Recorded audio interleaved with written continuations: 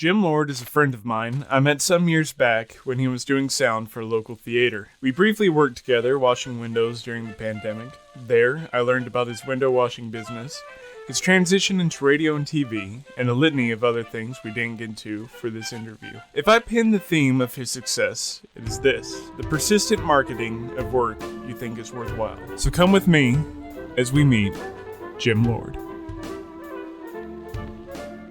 We're here with Jim Lord. He's the OG motorcycle, JDM motorcycle man, pilot, window washer, and radio guy. So I thought he'd be an interesting conversation. So let's go into, tell us a little bit about what you do, Jim. I just want to know if I walked into the right door. Unordinary people. Yeah. I just, I think I may have, anyway. Okay. Well, you're definitely not ordinary. Okay. So I guess you want me to start at the beginning. Well, and go ahead and tell people a little bit about yourself, what you're working on now and stuff, and we can get back to that later. Sure. Well, what I do now is I produce a character education program for schools. And it consists of a series of stories, actually 2 series of stories that I write and record and distribute to elementary schools to play on their school intercom during morning announcements on Tuesdays and Thursdays. And we only do it on Tuesdays and Thursdays, or if they choose Mondays and Wednesdays, that's fine, but Tuesdays and Thursdays fit better. Yeah. And we call that the spaced repetition. And we have proven over the years, we've been doing this for coming up in 23 years now. And we've proven that this concept of spaced repetition keeps it front of mind without producing burnout. Yeah. And so what we do, our motto or slogan or whatever you want to say, is combining the art of storytelling with the science of spaced repetition. So where'd you come to spaced repetition? Was that just something you accidentally fell into, or was it something you studied? I had a professor of, man, I don't even remember what he taught. He was a member of the Kiwanis Club in Victoria, Texas, and this is years and years ago. He came up. I mean, it's a thing. Spaced repetition, of course. And he is the one who connected what I'm doing with the concept of spaced repetition. Yeah. So what was he a professor of? I don't remember. You don't remember? I don't remember what he taught. I knew him through Kiwanis. Okay. Yeah. So I guess then, so where did you come up with the idea? I know you were in radio, and we'll get back to that later, but where did you come up with the idea for these teachings and spaced repetition and everything? Okay, we have to go back a long way. It all started one day when I married a lady with 7 children. and I had 2 of my own to add to the mix. This was in December of 1982. Now, here's the story. She was a single mom by this time. It was a long story leading up to that for her, but only 2 of the children were hers, and at that time they were ages 9 and 12. But in the year previous, she had taken in her 5 half siblings, and the story behind that is her mother died when she was a baby. She doesn't even remember her mother. She has only pictures. Mm-hmm. Her father was immediately drafted into the Army and had a very difficult time there because he was still grieving. Yeah.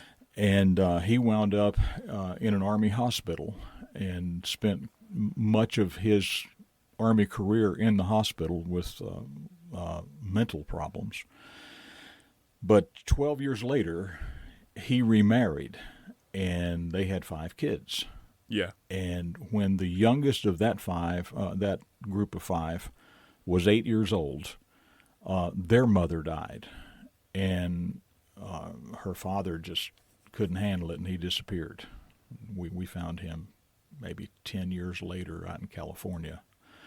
But anyway, she had taken in all these kids, and as fate would have it, or as well, they say love is blind, and I can add to that, love can't count either. And so we had blind, deaf, and dumb. Yeah.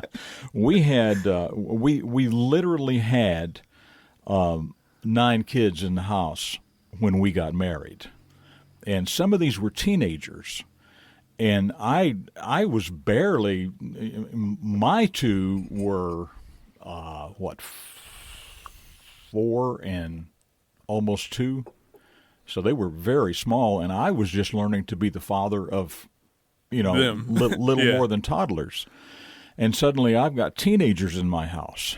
Yeah. And I felt a great weight of responsibility, and so I started. I mean, I would lay up nights just thinking of what do I need to teach them, and I came up with a series. Actually, it turned into a book first, called "What I Know Now and Wish I Knew Then," and I took it to a buddy of mine, who was district manager for Grandy's Restaurants, thinking that he might want to use this for his employees because he worked a lot of young people. And it's all just basically life lessons, those kinds of things.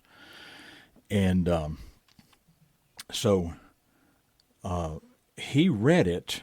He never did use it for his employees, but he said, "Jim, this needs to be in the schools." And so I marched myself down. This was Shreveport, Louisiana. And I marched myself down to the school district office and sat across the desk from the director of secondary education, who had 11 high schools that he was responsible for.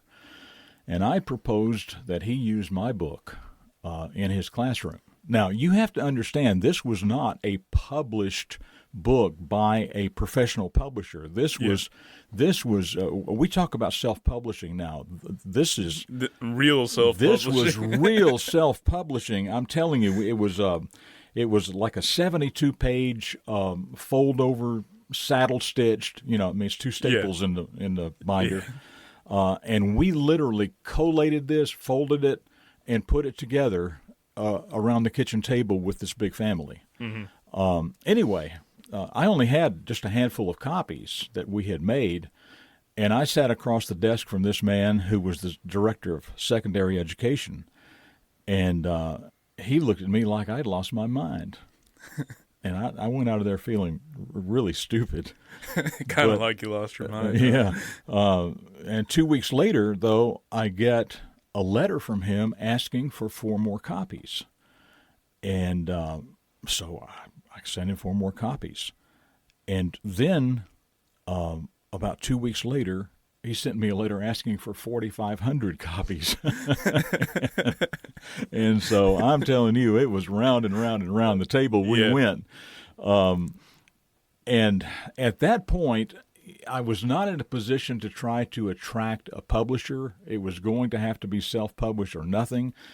And I looked at the cost versus the profit, and there was no profit. Yeah. And I thought, I can't keep doing this, but I want to get this message out. So I had, years before that, I had played a little bit in radio.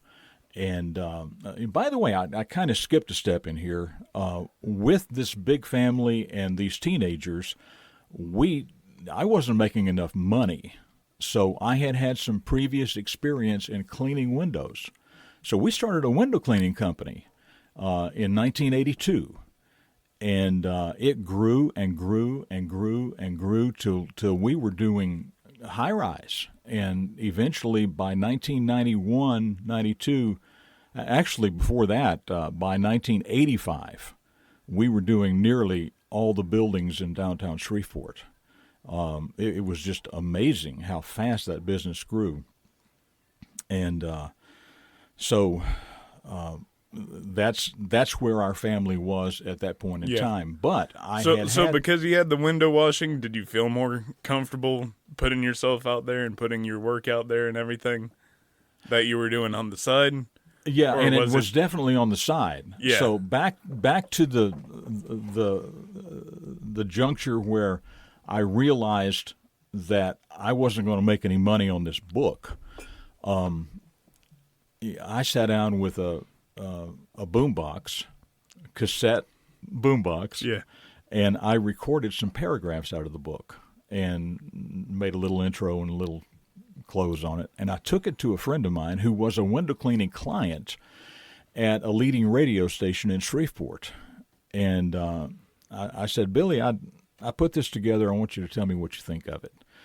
And I wanted him to be honest, and he was. He said, Jim, I think it's good, but I think you need to do this, this, this, and this, and why don't you come down to my production room and make a professional demo? Yeah. And, okay, I did that. So we had this demo, and I took it to him first, but he told me that he couldn't air it because, and I knew this, he was a kind of a top 40, maybe leaning toward light adult contemporary, that kind of thing.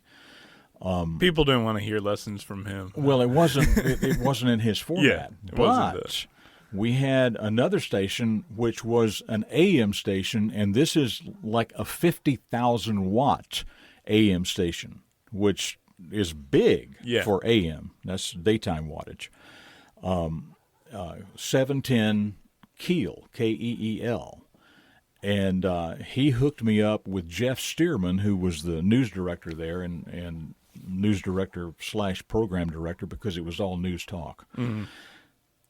And lo and behold, he liked it. And he put it on the air every weekday morning at 7:35, immediately behind Paul Harvey saying, "Good day." And I mean, that I didn't know then, but that was the most coveted time slot ever. Yeah. And so we did that for quite a while. And I even went over to our CBS affiliate, Channel 12 in Shreveport, and talked to General Manager Alan Cartwright. And I had gotten to know him through a breakfast club that I was in for my window cleaning business. And it was one of these referral kinds of things. We met every Thursday morning. Mm-hmm. And one person in the group would talk about his or her business. And everybody in there was non-competing. We had 80 different kinds of businesses. Yeah. So we referred business to each other. And I had known him. And so I went to Alan Cartwright, and I said, Alan, you know my piece I've got going on Keel? He said, yeah, I listen to that every morning. I said, what would you charge me to make a video version of that? And he was thinking a little bit, and I said, I've got a proposal. And he said, what's that? I looked around and I said, Alan, your windows are filthy, and they were. And so and he had a lot of glass, And so I made a deal with him to make me a professional video demo, and we did. And the deal was he made it and I owned it, and I could distribute it from there, and I'd have to figure out how to produce it later. Well, about 2 weeks later, I get a phone call. And it's from his production manager, and he said, Jim, we put your piece in front of a focus group, and if you will do this, this, this, and this, and this, and none of that had anything to do with the content, but rather the visual aspect. Mm-hmm. He said, presentation. If you'll make these changes, we will keep on producing this for the right to air it, and you can own the tapes to syndicate it anywhere you want to. Mm-hmm. Well, okay, and we did, and it was really cool. And the weird thing about it is I couldn't go anywhere in town without being recognized, and that was not everything it's cracked up to be. I'm telling you. Yeah. So it was during that time that I was trying to syndicate the radio portion, and all the time climbing buildings and cleaning windows. You know. Yeah. I had a crew of 6, so we were really busy. But I was trying to syndicate this thing, and I wound up talking to a man named Dudley Waller in Jacksonville, Texas. And this is back when we used to get itemized phone bills for long distance calls. And so I had record that I called him 14 times and trying to syndicate this to his group of stations. Yeah. And on the 12th call, this would have been on a Thursday, maybe this was on a Wednesday. Anyway, he said, Jim, why don't you consider coming to work for me? And I said, and I remember the exact words, and I just cringe every time I think about it. I said, well, Dudley, if I get desperate enough, I might. And so it was the next day, and this was on the Thursday. I talked to him, and he said, Jim, you don't understand. I'm trying to hand you a career in broadcasting on a silver platter here. And I said, well, maybe I'll talk to you sooner or later. I used that phrase. And so we still didn't make a deal on the vignette. But on Friday, he called me, except I wasn't home, and my wife talked to him. And so during this time, my window cleaning business is fizzling. Not the ground floor stuff. That went on and on and on, and that was great. But the high-rise stuff, we had an upturn in the oil industry. And you wouldn't think that would have anything to do with window cleaning, but in fact, every single one of my high-rise customers had at least one oil company occupying at least one floor. I had one building who had 7 floors occupied by oil companies, and almost overnight, all these floors became vacant in all these buildings, and they had to cut expenses because they weren't getting that rent money. And mine was the first service to go. I was a luxury to them at that point. Yeah. And so all this is happening at the same time. And Dudley calls my wife, and he says, I want to talk to Jim sooner than later. And so he said, if he gets home after business hours, here's my phone number. And so I called him at home. Well, long story short, which may be too late for this point, I was in his office Monday morning, and Thursday I was working for him, and I had to figure out how to sell the rest of my business. So there you are. So I guess my next question for you is, were you always confident that that what you were producing and stuff was good enough to air, or was there a point where you're like, okay, now I know? I am always critiquing. I am always wondering if this is good enough. But people keep using it, so I guess it's okay. I don't know. You hope so. But getting back to the program that we're doing now and how we evolved into what we're doing now, it obviously started out as a radio vignette called What I Know Now and Wish I Knew Then. And it was just a series of life lessons, 1 minute long. And so somewhere along the way,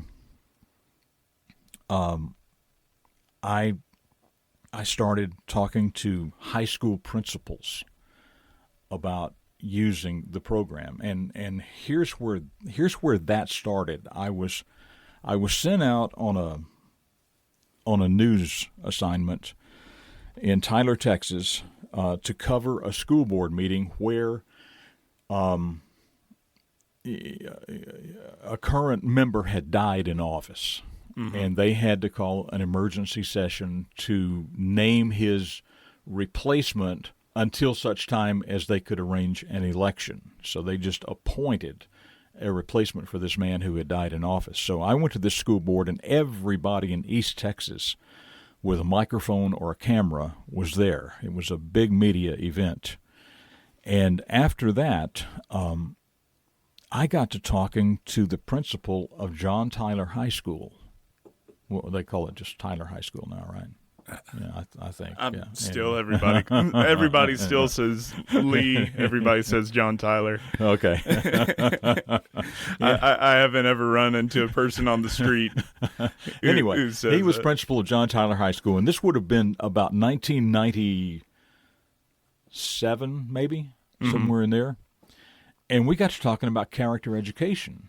And so I told him about my radio vignette. And we wound up going out to my vehicle, and I played him. It was on cassette tape, and we sat in my vehicle. I sat in the driver's seat. He sat in the passenger seat, and the principal of Bolter Middle School came with us, and she sat in the back seat behind him. And so I started playing these vignettes, and they're 1 minute each, and we played through about 4 of them. And he reached over and turned off the tape player. And I thought, oh, my goodness, I've offended this man. Mm-hmm. And he sat there, and he didn't say anything for about 3 hours. I think it was really about 15 seconds, but it seemed like about 3 hours. And finally he said, Jim, I got to have this. I said, what would you do with that? He said, I put that on my intercom at John Tyler in the mornings. And so that's where that idea was born. Well, I started going to principals' meetings to try to set up a network of schools doing this, and we got several. But at some of these meetings, elementary school principals were there, and I kept getting the same question over and over again: what do you have for us? Well, I didn't have anything for them. Yeah. This was for older kids. And my wife was working that summer. This is 97, 98, somewhere in there. It may have been a little bit after that. It may have been 99. I don't know. But anyway, part of what they did was to go to the church library and read biographies. And the church had this complete set of biographies, each book dedicated to a person in history who gave significant contribution to society, okay? Mm-hmm. And so she got the idea of making a series of stories about these heroes, trying to inspire kids to emulate what they did, because the books would actually go into the person's childhood. Yeah, and demonstrate that even as a child, they were on the path to becoming somebody very special by the choices they made, or by the difficulties they faced and overcame, or the educational opportunities they took advantage of, or whatever the case might be. And we came up with a series of vignettes called "The Beginning of a Hero." And so I made. I don't know, I wrote some stories. I wrote 4 stories, and I took them down to our local elementary school where she was teaching and had been teaching for quite a while. And I presented it to the principal, and the principal liked it. I said, okay, if you like it and you want to use it, this was in October of 2000.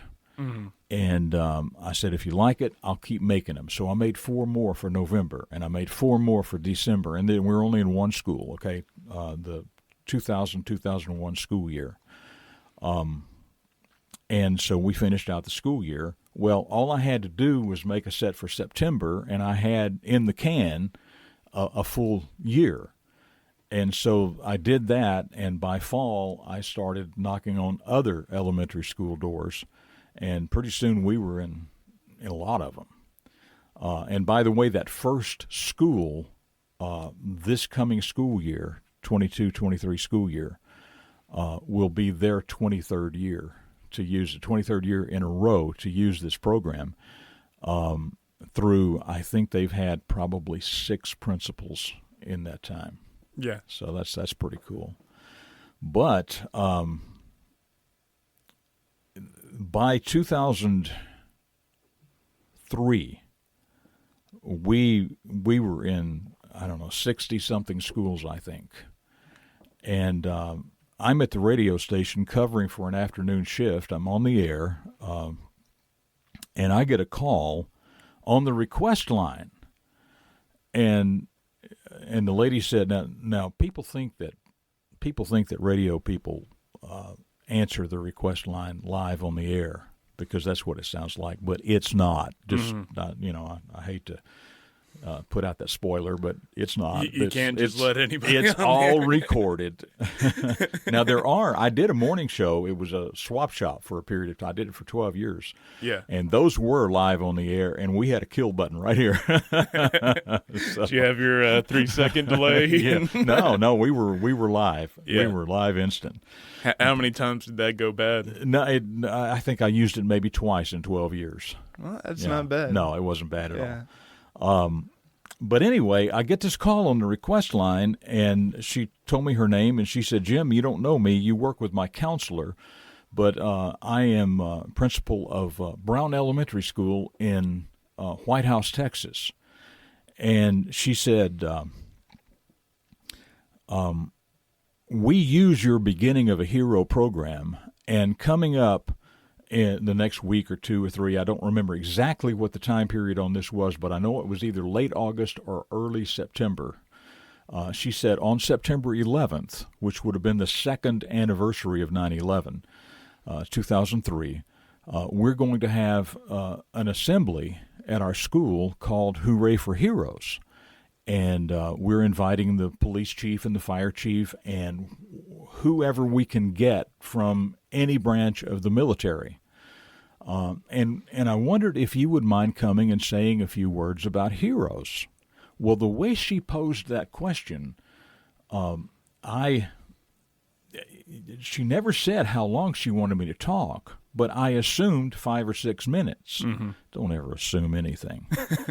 I assumed 5 or 6 minutes, thinking that the police chief would talk and somebody else would talk, and she herself, the principal, would talk. And I walked in that door on September 11th, 2003, with 400 kids sitting on the floor, and there was the police chief in full dress, the fire chief in full dress. Every branch of the military was represented in full dress, some active, some retired.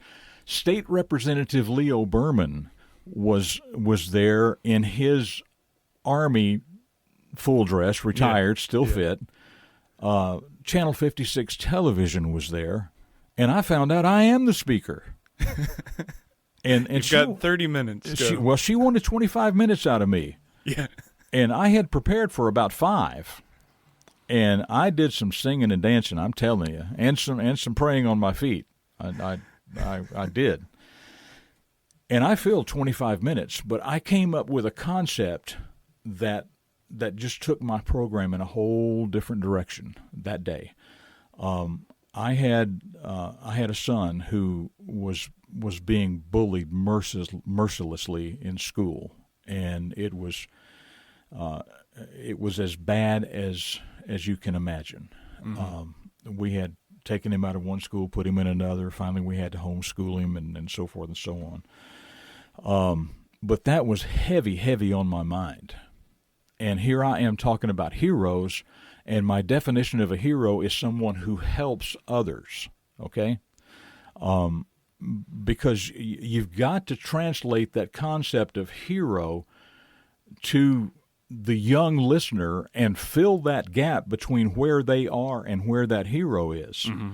And so to define a hero as someone who helps others, if you just hold a door open for someone else, for that instant, you're their hero. Yeah. I mean, you hear that a lot. Oh, you're my hero. And all you've done is been over and pick up something for a little old lady who couldn't reach the floor, you know? Yeah. So that's where we start with that, with the little kids. So I had that concept, and that's what I was talking about in this assembly. But I had this thing in the back of my mind of the bullying, and I had to fill 25 minutes.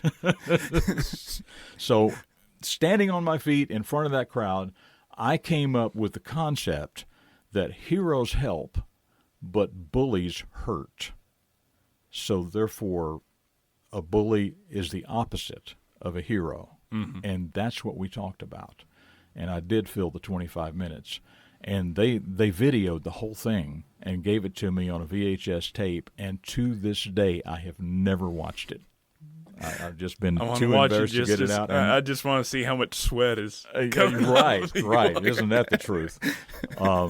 But the next thing I knew was I'm getting a call from Region 7 Education Service Center, and they want to talk to me because this principal has called them. Mm-hmm.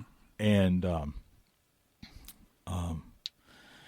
I went and visited with them, and I'm pulling out all my show and tell, and they said, we don't need the show and tell. We've already heard about you. So really? I've got some things prepared. Are you sure? Yeah, right. And so that turned into my having to cut back to part-time at the radio station. I was there full-time. At the time, I was doing a morning show on the AM station that I alluded to earlier. And so I would go into the radio station at 5:30 in the morning and do my show prep. And at 6 o'clock, I was on the air. And at 9 o'clock, I had to go to ABC News, which is 4 minutes, and then I had to play two 60-second commercials to finish my shift.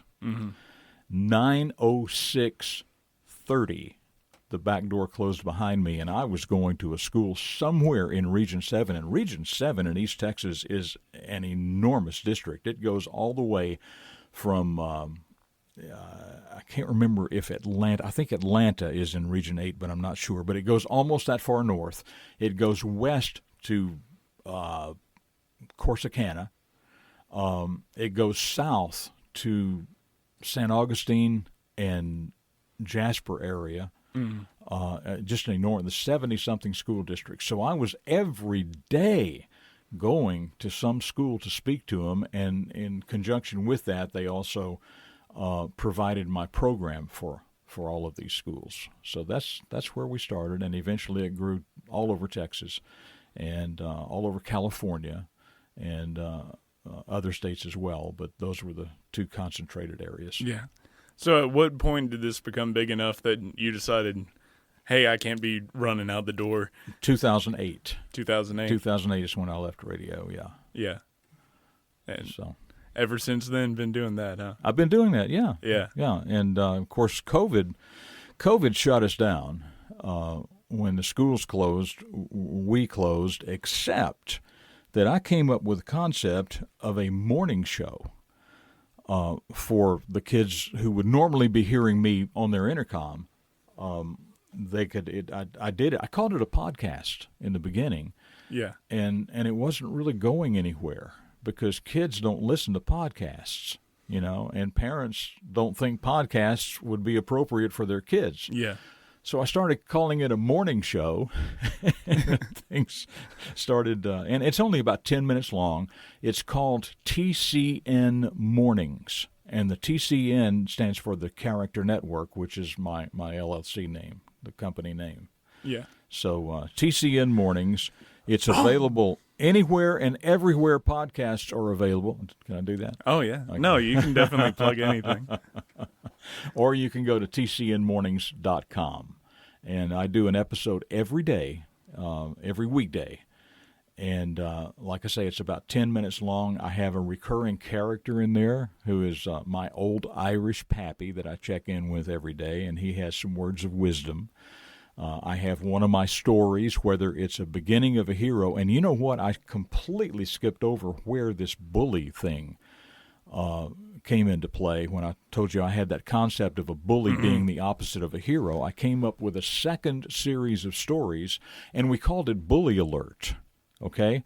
And it was formatted exactly the same way, but instead of talking about a famous hero and who they were and what they did to become that famous hero, even going back into their childhood and talking about, the things they did, the educational opportunities they took advantage of, the difficulties they faced and overcome, and whatever it was that put them on that path. Well, we made another series of stories called Bully Alert, and it's about kids. These are all fictional stories, but every single one of them is based in an incident that either happened in my family or something that I am personally familiar with. So all of them, it's like the names are changed to protect the innocent, And each story talks about a bullying situation and how it was resolved by either a parent or a principal or a counselor or a teacher, or in many, many cases by a peer stepping in to right the wrong and teach the perpetrator the way it ought to be. And in most cases, the perpetrator does soak in the better way and begins to make changes, and that's why at the end I can say, like I do at the end of every story, regardless of what series it's in, I say, that's what I know about the beginning of this hero, and I know that you can become a hero too. And it's got this nice hero music going out, whatever. But lo and behold, the word bully became a bad word. Mm-hmm. And there's a long story as to why and how that happened. I'll try to make it as short as I can. But when social media came into its own, bullying went to an entirely new level. And suddenly we're having kids all over the country committing suicide because it's just more than they can handle. Instead of one kid or a group of kids giving them a hard time about something, now it's everywhere. Mm-hmm. And it can be done anonymously, so they don't know who is saying all these bad things about them. And the suicide rate just went through the roof, and it became a national news story, and parents are going to principals and saying, my kid is being bullied. And so it got to be such a thing that state legislatures started making new laws regarding bullying, and in doing so, they redefined the word bully, which had kind of a nebulous definition. Now, a bully is a person who commits an aggressive act toward another person repeatedly. Okay? And each state has a little different wording on that, but that's the concept.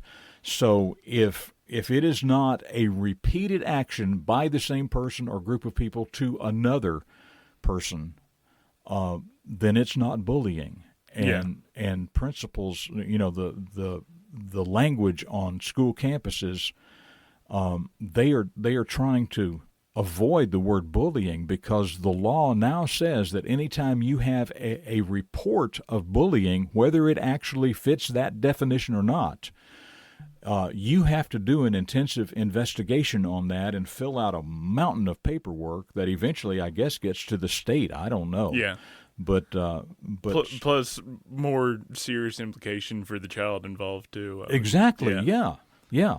And so they're trying to. So we had to go back and redo all of that set of stories and take the word bully out, including in the title. It was called Bully Alert. And so we rewrote and re-recorded all of those stories, and there's in that set there are nearly 200 of those stories that we rotate from year to year. And so we had to redo all of that. And what we did, we retitled the original series, The Beginning of a Hero. We called it The Beginning of a Famous Hero. And the set of stories that used to be Bully Alert, we call it The Beginning of a Hero now. And so The Beginning of a Hero sets out guidelines for students at their level, and this is elementary school, to recognize what is not just bullying, but what is bad behavior, mean behavior, that kind of thing.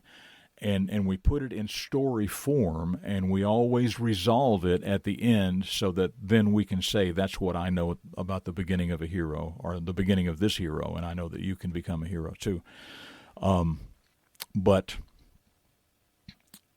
I forgot where I was going with that now. Anyway, and that's the way it is. And that's the way it was, yeah.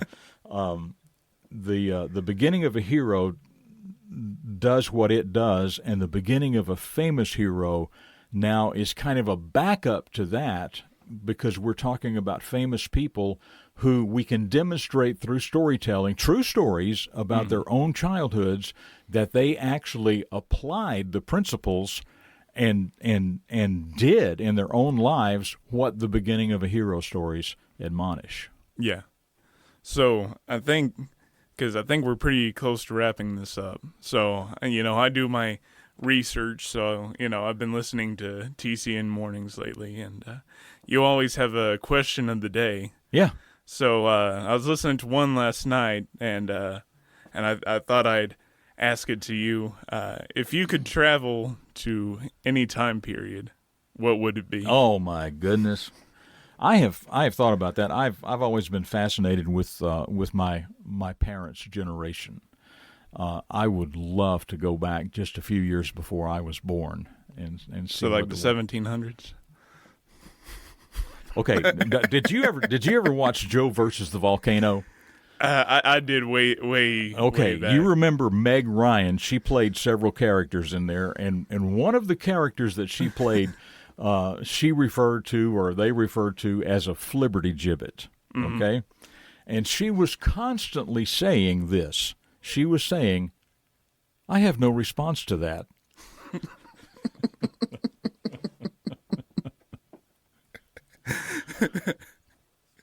So, next question. Oh, that was all I had for you. One more time, if you want to say where people can find it, just since you mentioned it before, but it was a little further back in the episode. TCNmornings.com, or just Google TCN Mornings, or enter it into your favorite search engine, and there you are. Okay. Thank you very much. Thank you. It's been a pleasure. Hi, I hope you enjoyed listening to the interview, and if you did, go ahead and just like and follow or whatever it is on the platform you're listening to. That just helps me reach more people. Thanks. I saw you just do that. You're pretty neat.